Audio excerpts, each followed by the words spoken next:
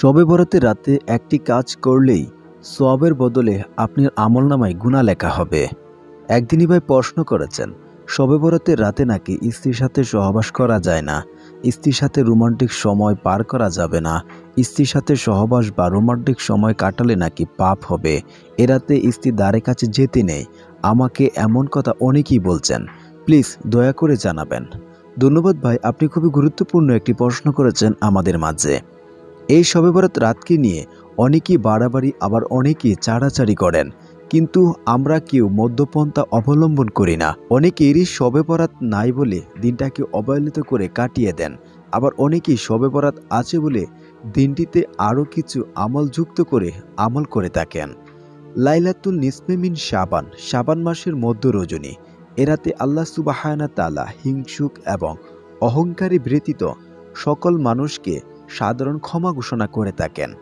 আমাদের সমাজে শবে বরাত নিয়ে অনেক ধরনের ভুল প্রচারিত রয়েছে। যেমন এখানে একজন ভাই প্রশ্ন করেছেন, অনেকে আছেন স্বামীর সাথে সহবাস করতে চান না, মানে সহবাস করলে পাপ হবে, স্বামীর কাছে জায়গা দিতে চায় না, গুনাহ হবে। আবার অনেক পুরুষ আছেন এরাতে এটা ভেবে মসজিদে রাত কাটিয়ে দেয়, স্ত্রীর সাথে সহবাস করলে পাপ হবে বা গুনাহ হবে ইত্যাদি।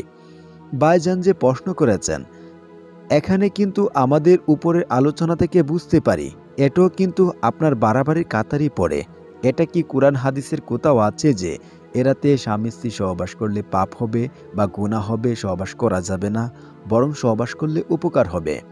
আল্লাহ সুবহানাহু তাআলা পবিত্র কুরআনে বলেছেন, এবং তার নির্দেশনাবলীর মধ্যে রয়েছে যে তিনি তোমাদের জন্য তোমাদের মধ্য হতে সৃষ্টি করেছেন তোমাদের সঙ্গিনীকে, যাতে তোমরা তাদের সাথে শান্তিতে বসবাস করতে পারো, এবং তিনি তোমাদের মধ্যে পারস্পরিক ভালোবাসা ও দয়া সৃষ্টি করেছেন।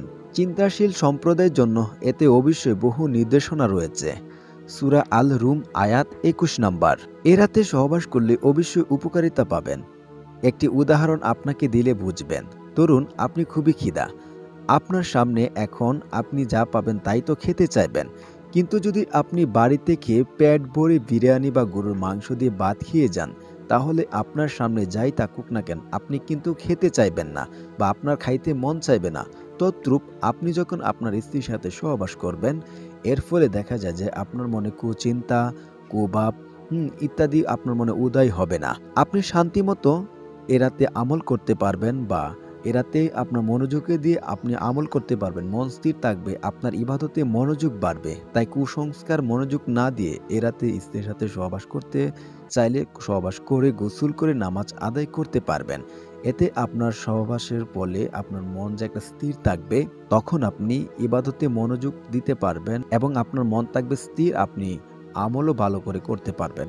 আশা করছি আপনারা বুঝতে পেরেছেন। আর যদি এটাকে বাড়াবাড়ি কাতারে নিয়ে